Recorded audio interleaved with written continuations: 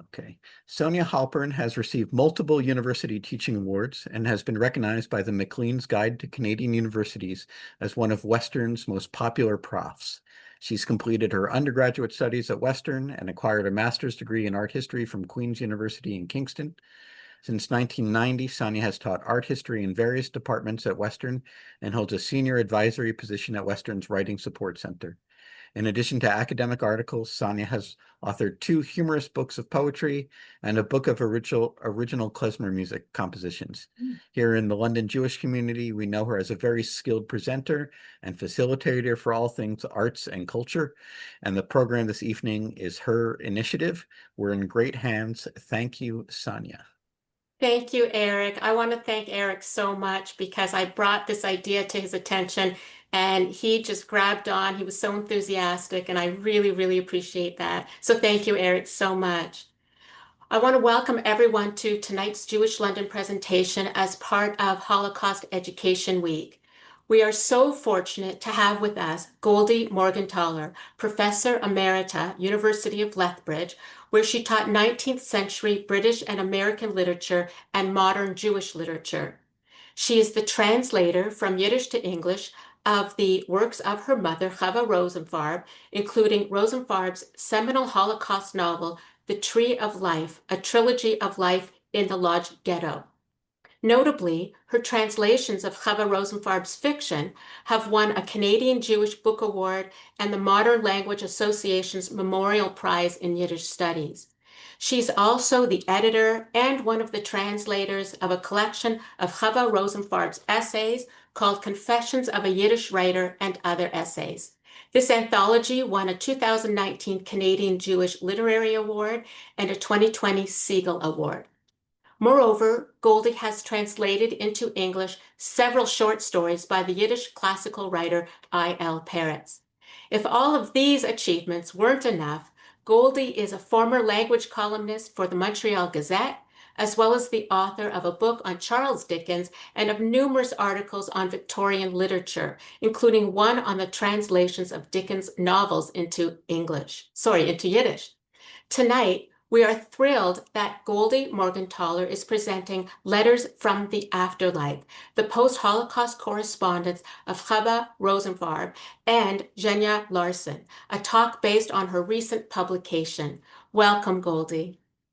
Thank you, Sonia. And I hope everyone can hear me. And thanks as well to Eric Robinson and to the London JCC for inviting me to speak to you this evening to mark Holocaust Education Week. Have the first slide, please. I will be speaking tonight about a book that I published this past June that contains an exchange of letters between my mother, the Yiddish language novelist, essayist, and poet, Chava Rosenfarb, and her best friend from childhood, the Swedish novelist, Zenia Larsson. Copies of the book are going to be available, the publisher promises me, at the Indigo bookstore in London. As you will see on the slide, the publisher is offering a 25% discount if you use the code on the slide.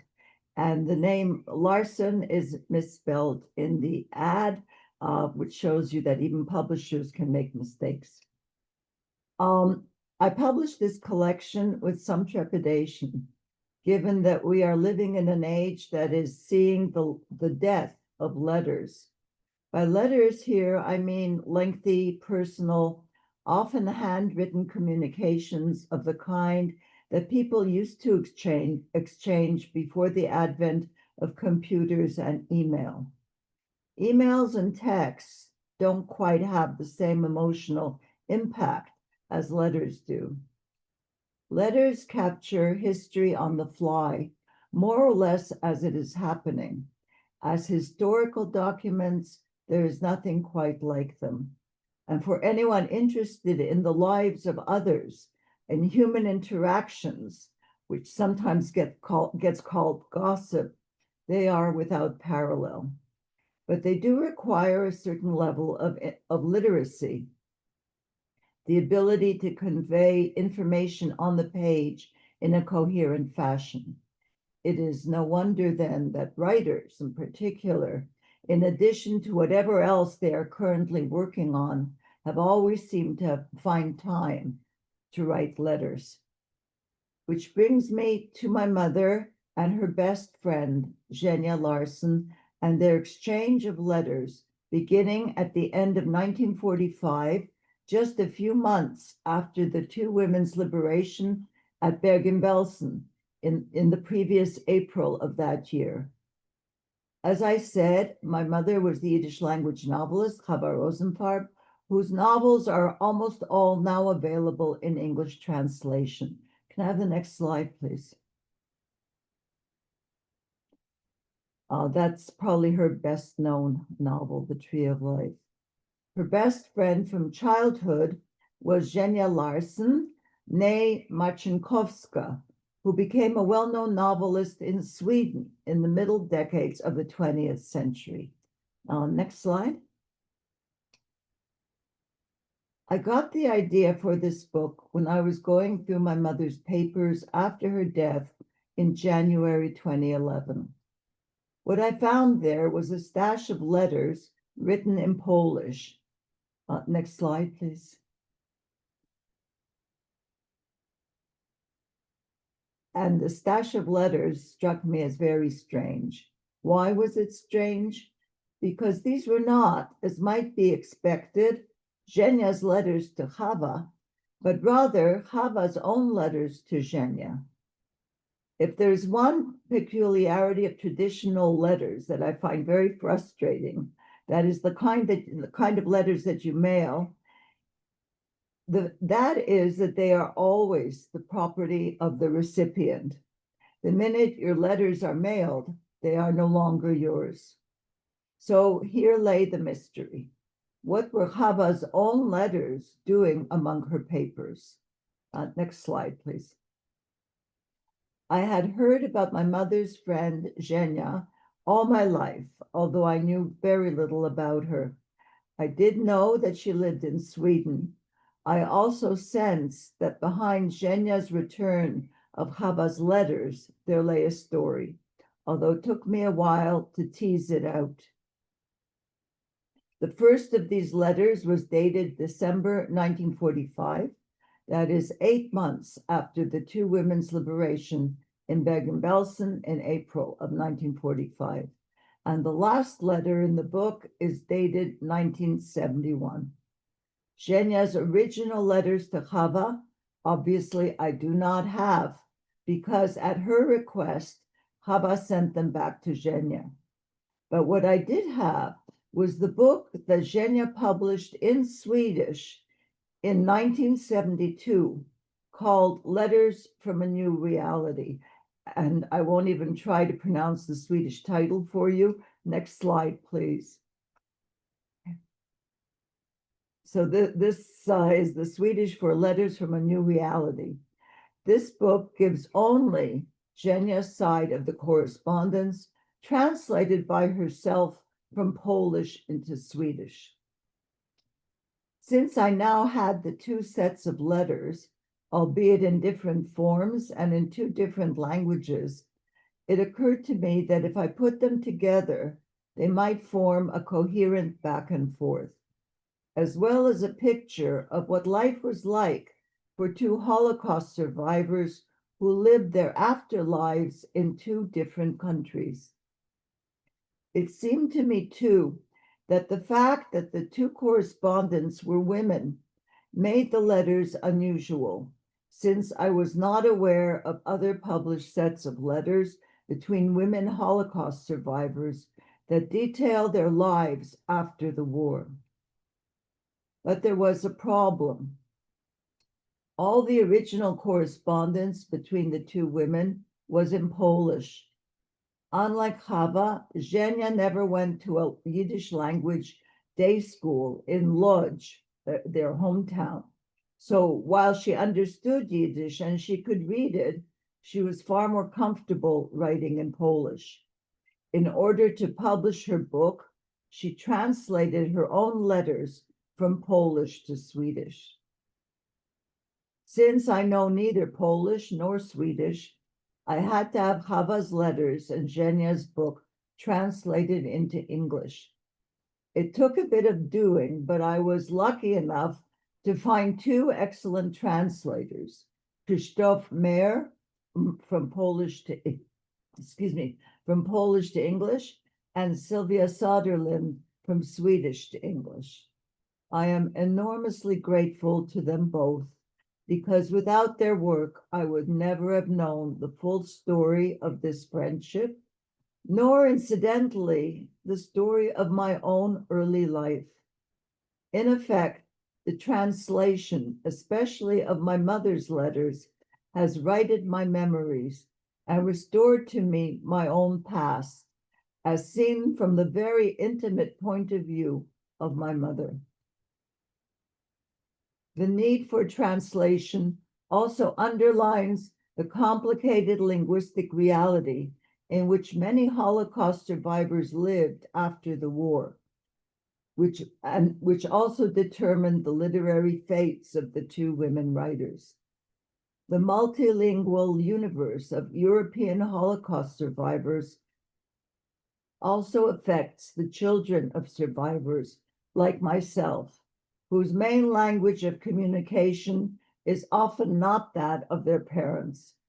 For instance, I met Zenia only once in Mallorca when I was a teenager on a trip to Europe with my parents. Next slide, please. And that on the left is my brother, then me, my mother, Zenia's husband, Per Axel, Zenia, and my father.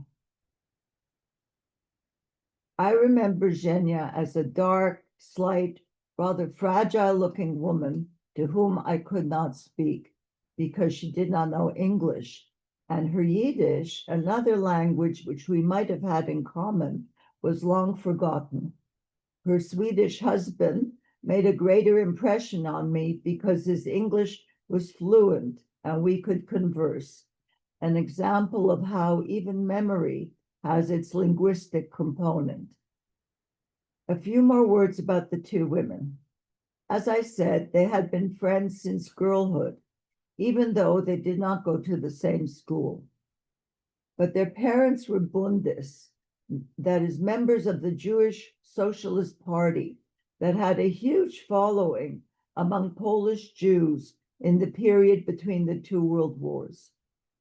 It was their parents' Bundism that originally forged the link between the two women, but it was their shared love of literature that cemented that friendship. As adolescents, both young women had dreams of becoming writers when they grew up. But fate intervened. In 1939, the war broke out. The German armies marched into Poland and began a reign of terror. In Lodz, they set up a ghetto that was hermetically sealed and surrounded by barbed wire. Next slide, please. I don't know if you can see the barbed wire on either side of that photo. This is a photo of the bridge that connected the two parts of the Lodz ghetto. Underneath, as you can see, life goes on as usual. And you've got the German soldiers patrolling the streets.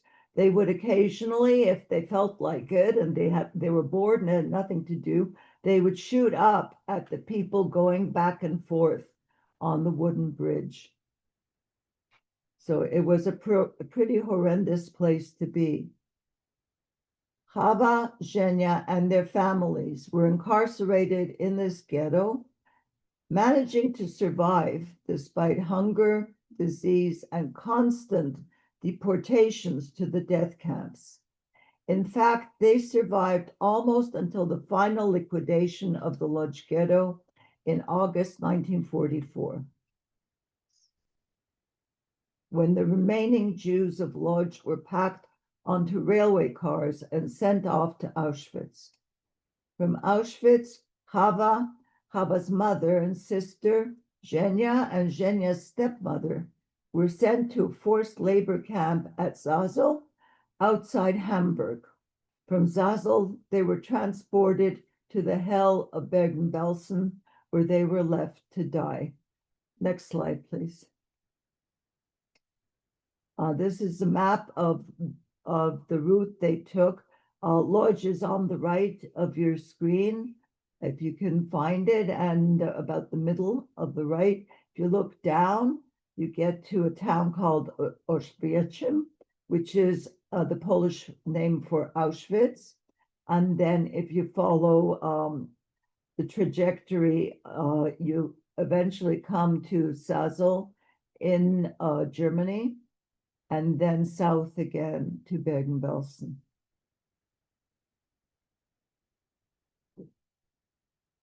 The women were liberated at Bergen-Belsen by the British Army in April 1945. Next slide, please. This is a photo of women right after the liberation at Bergen-Belsen. And it was at Bergen-Belsen where the two friends who had been inseparable until then, that is where they parted. When Zenia decided to accept a Swedish government offer of asylum and moved to Sweden. Chava stayed in Germany to search for her father and her boyfriend, Henrik Morgentaler, both of whom were rumored to be still alive. In her book, Letters from a New Reality, Zenia explains her decision to leave Chava and Chava's family behind as follows.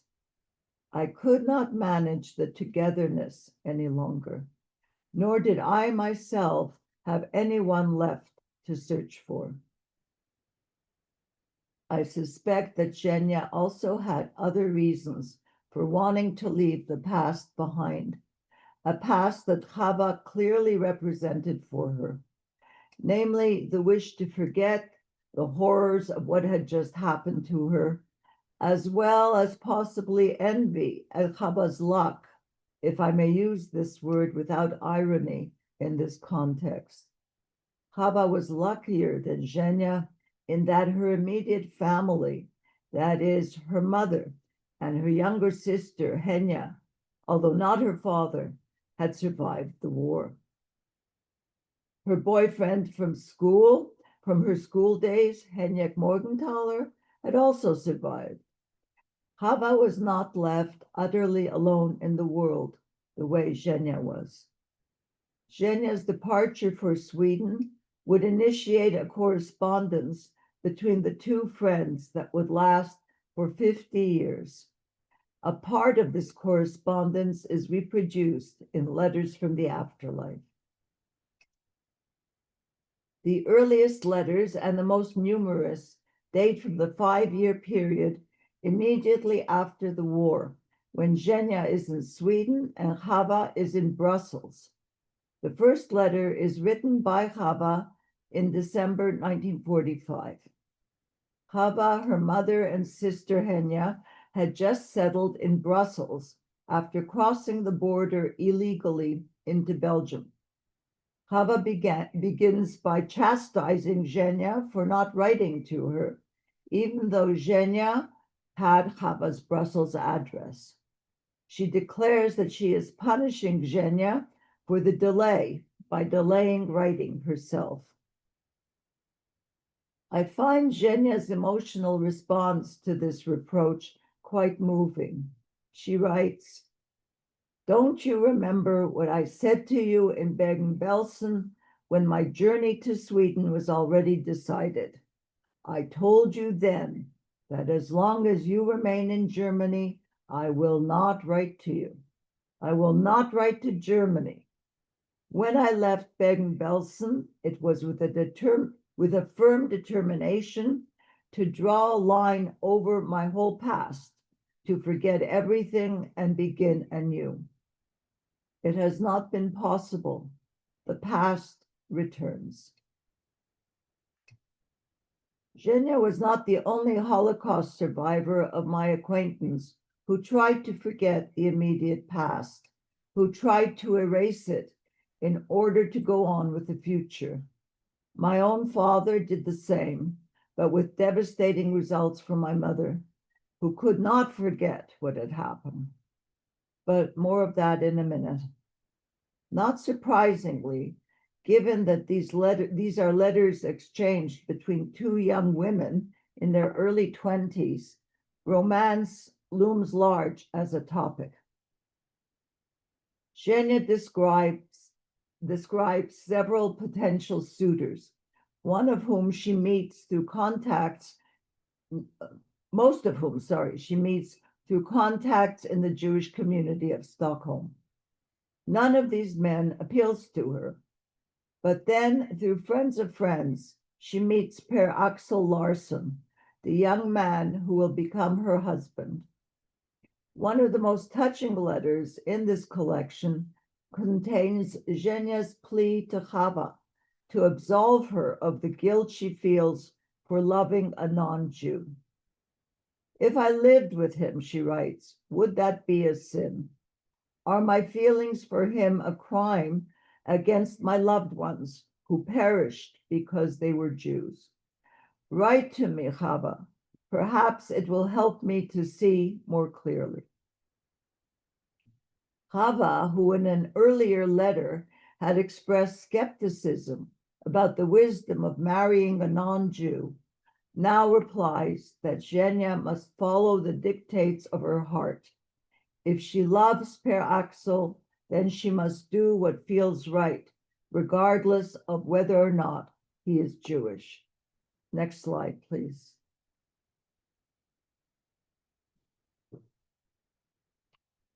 In contrast to Zenia's many boyfriends, Chava has only one, Henrik Morgentaler. Later in Canada, he anglicized his first name to Henry. In her very first letter to Zenia, Chava is anxiously waiting for him to join her in Brussels. He had remained in Germany after his liberation from Dachau to study medicine. The plan had been for him to join Chava in Brussels, but the fact that he delays and does not write is making her anxious.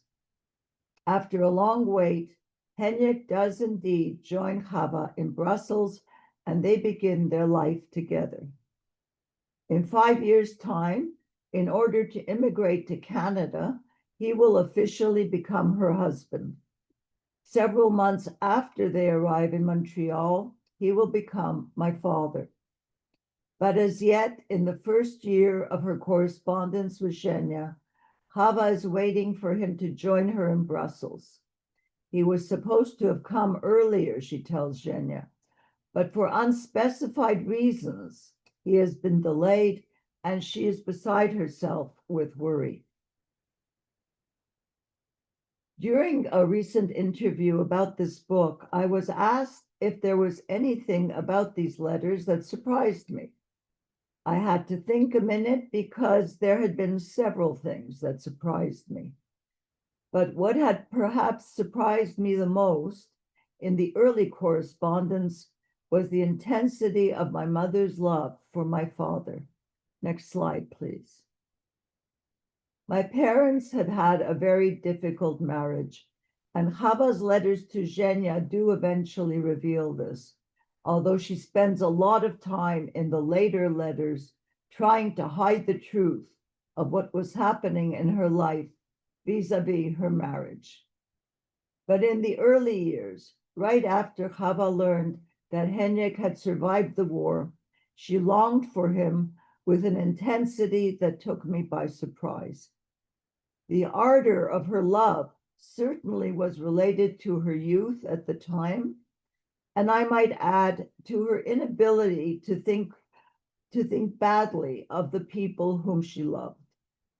This inability is on full display throughout the years covered by the letters, when she writes only to praise him, although if one reads between the lines, it becomes clear that she is deeply unhappy in her marriage. My parents' love affair had begun as puppy love when they were both children and sitting on the same bench in elementary school, competing for the same academic prizes.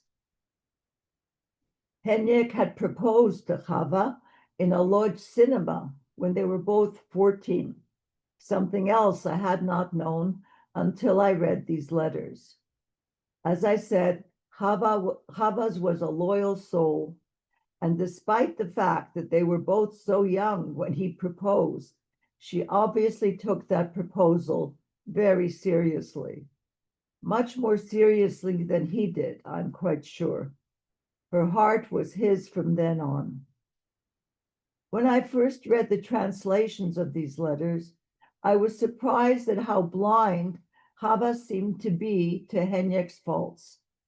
The very fact that he delayed coming to her despite their agreement, and despite knowing that she was waiting for him in Brussels, the very fact that what finally motivated him to join her were rumors that he heard that she was being courted by another man.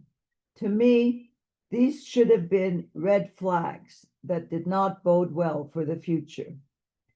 But Chava ignores them. And unfortunately for me, I cannot go back in time to shake her and make her aware of what the future holds. The photos I have of her at the time of her young marriage vividly portray how happy she was in the early years before my parents moved to moved to Canada. Next slide, please.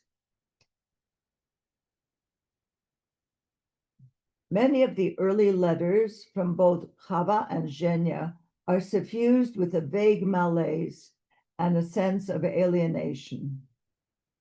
In their correspondence, the women do not often touch on their shared experiences during the war, but both Chava and Zenia seem to suffer from an unarticulated depression that expresses itself in a variety of unexplained ailments.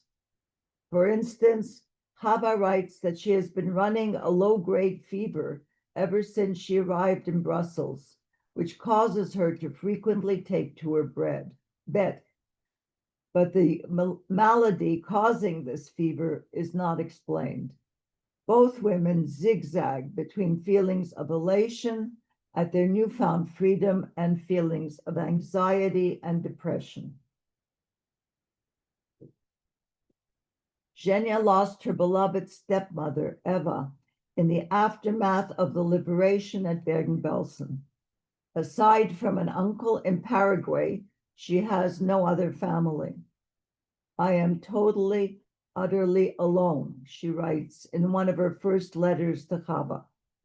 When she trips and falls while crossing a busy Stockholm street and is nearly run over by a car, she writes that it would have been better if the driver had not braked in time, because there is no one to know that she is gone and no one to mourn her. She writes, in order to live, people need some kind of stable ground under their feet, a bit of warmth, a home. But with me, my home is floating somewhere on the air. Also because she left Bergen-Belsen DP camp as part of a Swedish government initiative to resettle Holocaust survivors, Zenia was kept for several weeks in quarantine in a detention camp in a small town in northern Sweden, and, as she writes, imprisoned again, after first being subjected to all kinds of baths and disinfections, and only after thorough medical examinations, finally allowed to settle in Sweden. Her letters to Chava are full of worry about fitting into her new country. She is 23 years old when she arrives in 1945. She needs to learn Swedish, but there are no Swedish language classes for the new arrivals. She must find a job to support herself. The only jobs on offer are factory work, house cleaning, or working as a hospital orderly. There is no understanding of her wish to continue her schooling. In the meantime, She is totally alone and without resources. She washes dishes to make money. She does odd jobs, but what she really wants is to study sculpture. She applies to the Swedish Academy of Art and is turned down. The Academy only accepts 3 applicants out of 100. They think she is talented, but not yet ready.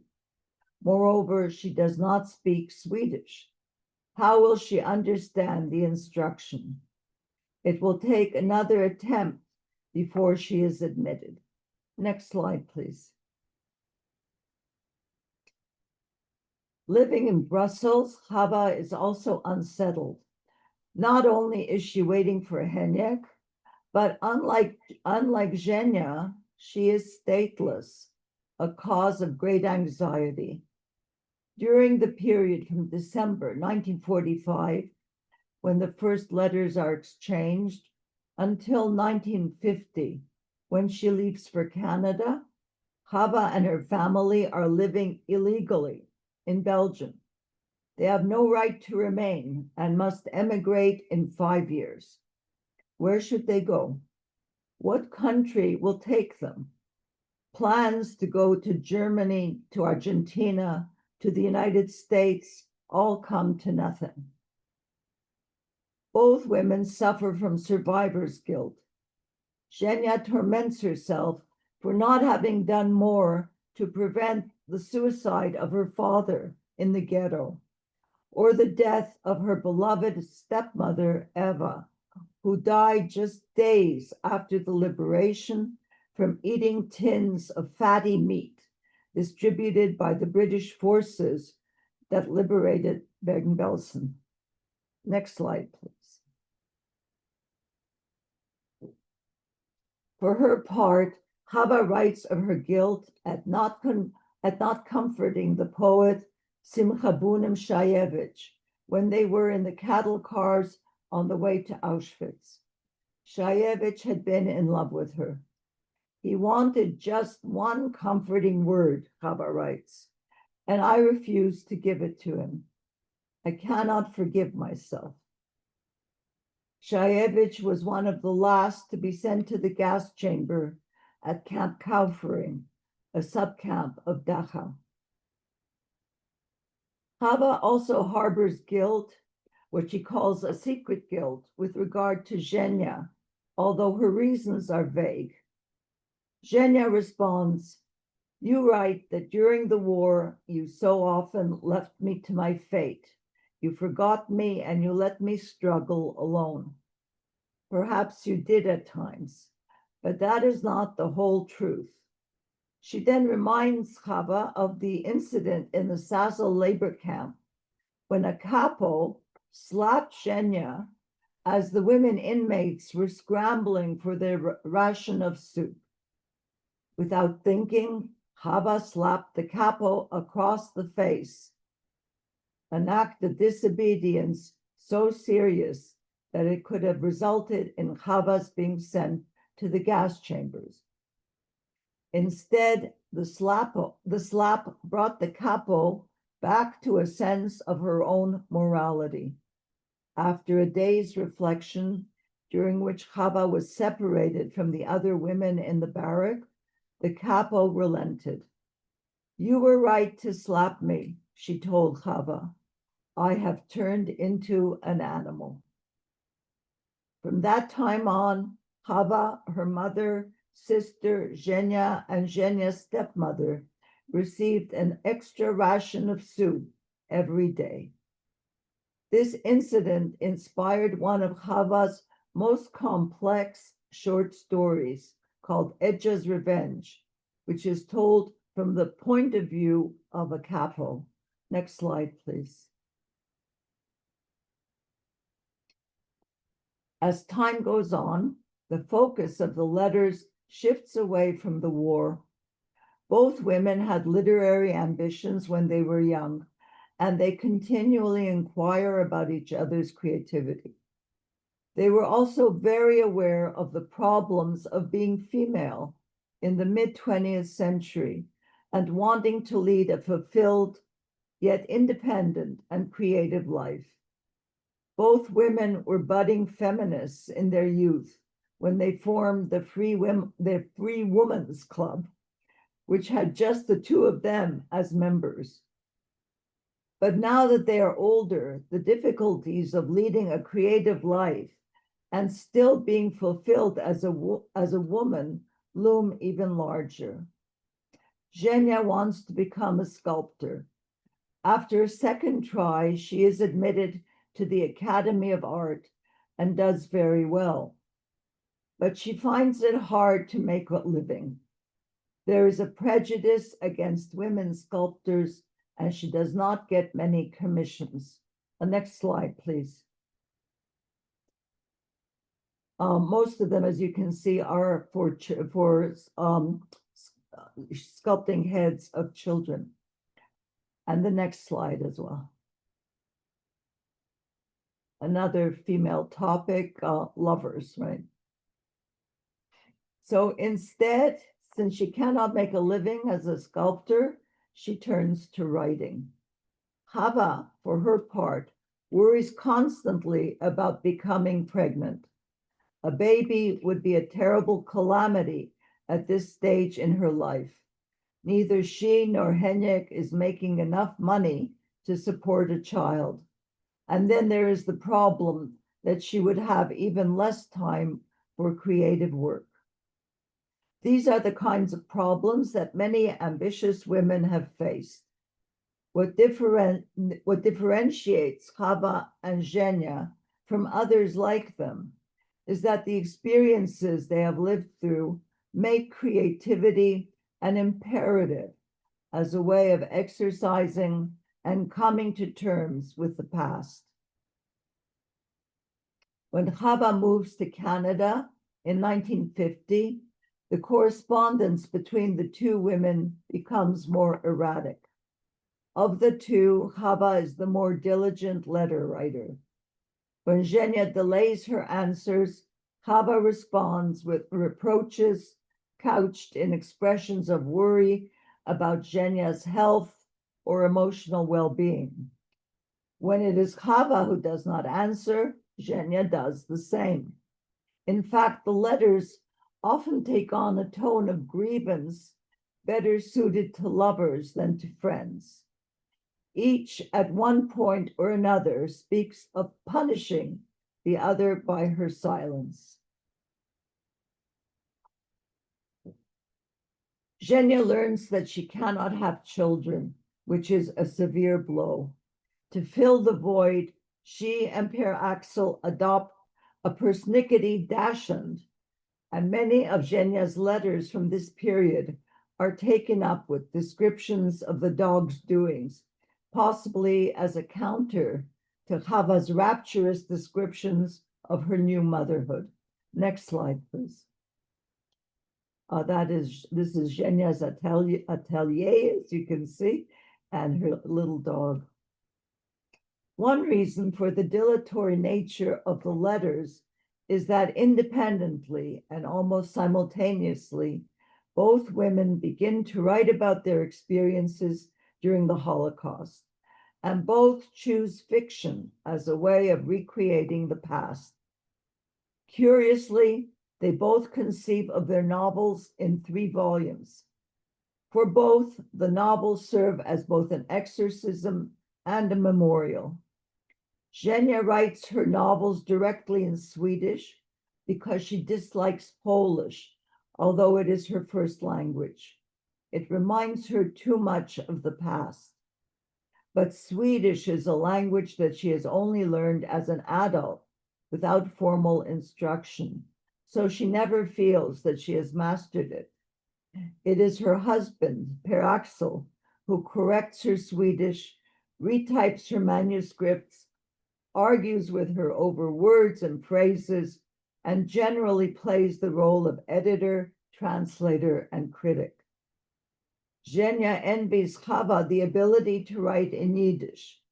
She writes, "What a thing it is to have a mother tongue at your disposal, to own your own language and use it as an instrument that you have mastered.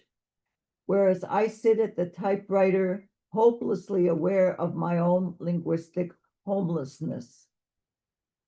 When Zenia announces the publication of her first novel in 1961, Chava writes, "Who could have imagined this, that you will one day write something that I won't be able to read? Such are the consequences of that whole chaos that we lived through." The consequences are more severe than either of them realizes. Chava may have an advantage in being able to write in her mother tongue of Yiddish, but it is Zenia who, from a reputational point of view, is more successful.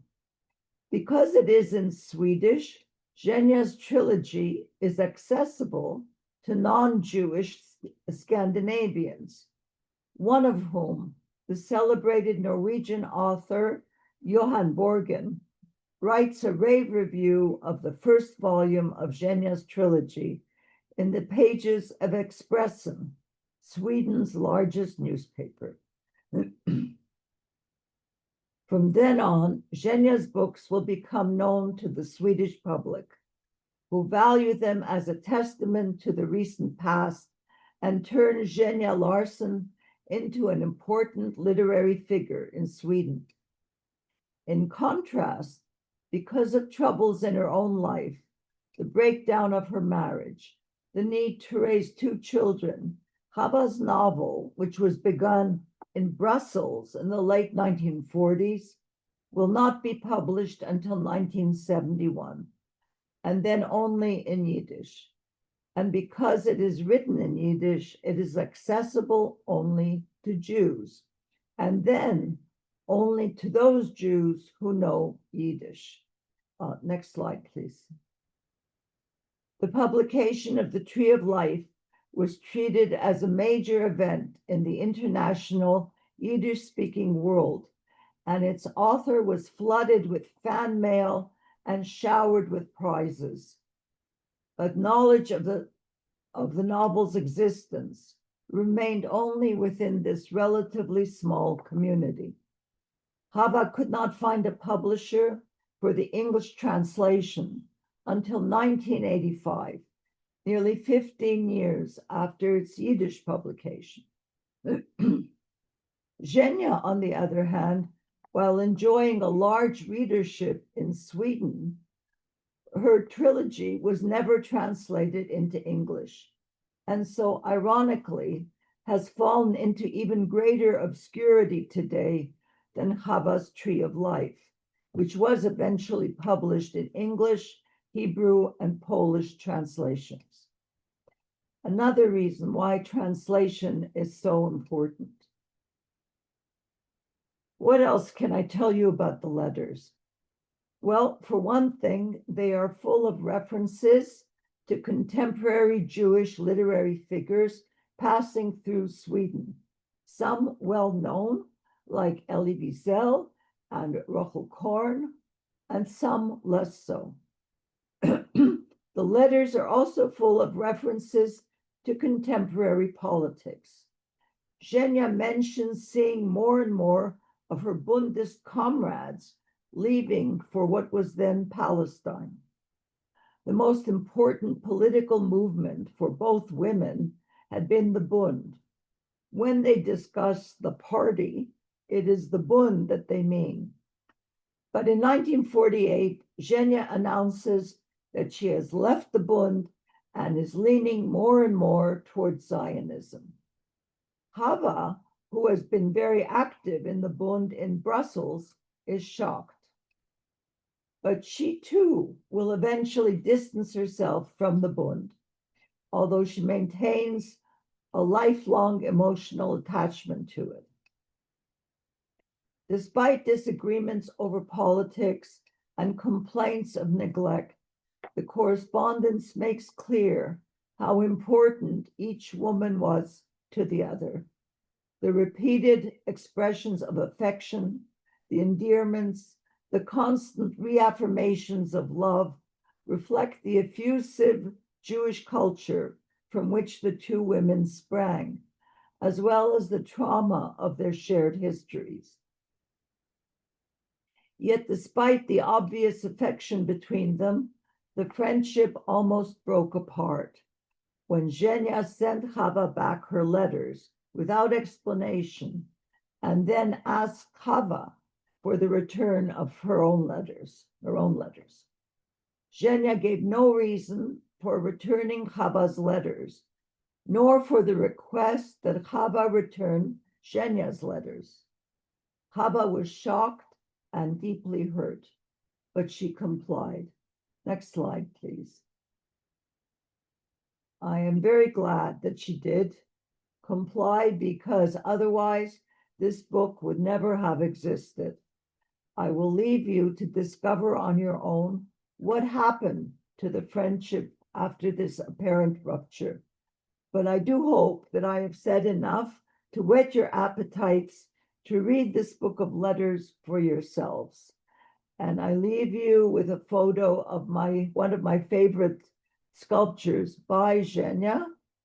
And then finally, the next slide, please. As a reminder, if you would like to get the book, you can get 25% off if you use the McGill Queens code. Thank you very much.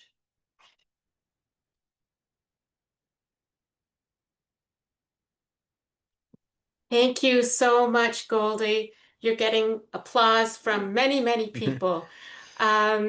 I want to invite people to ask questions in the chat. If anybody has any questions for Goldie, she is happy to take your questions. So we will look for those questions in the chat. And in the meantime, I will ask you a question while we're awaiting questions from others. And that is, I just wanted to know if Chava ever wrote about or talked to you about whether she felt a sense of freedom or restriction to write within her marriage and her domestic life. How do you mean within? Was her husband supportive of her writing? Oh God, no. No. I one of the things I think I hinted at is that they had two absolutely opposing attitudes towards the Holocaust. I mean, they were both survivors, right?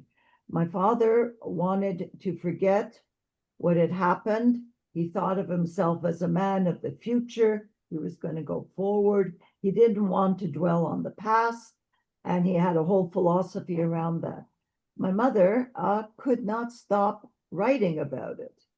And so he tended to undermine her, especially what didn't help was that when they both came to Montreal, it was my mother who was they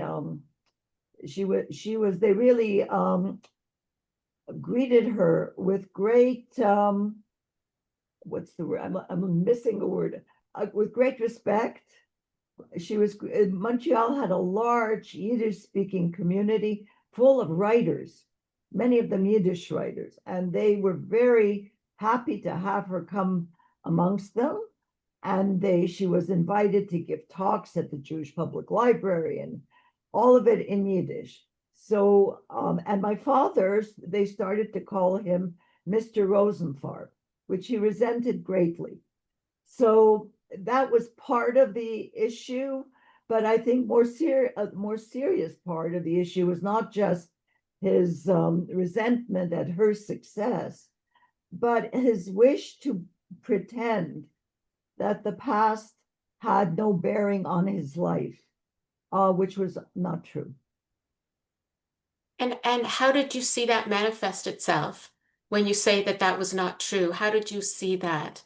Well, when I was a child, I used to share a room with him, and he had nightmares. He had terrible nightmares, and he would wake up in the middle of the night shouting. It was very frightening. So, I mean, that's one way.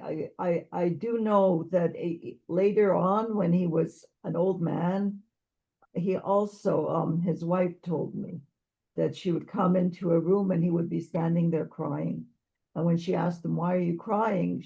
he would say, I lost so many people. In some ways, he was, my mother, as I said, was relatively lucky compared to some of the other survivors like Zenia, but also compared to my father. My father's father was shot almost immediately after the Germans marched into Lodz. And his mother died in the gas chamber at Auschwitz. I'm named after her. So the only person who survived from his family was his younger brother. So that's, I think, also contributed to things. He did not want to remember any of that. So unfortunate, so sad. Does anyone have any questions? Please feel free to enter them into the chat. I think we don't have any questions right now or comments. I think people may, oh, actually, we do have one. It just popped in, so I'm going to read it. It says, hearing these letters was very moving.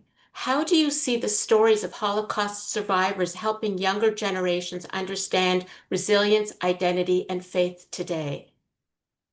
I think it's very important.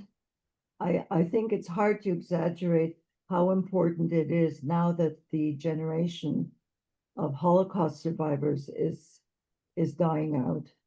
And it's a tragedy that it is. I mean, nobody can live forever.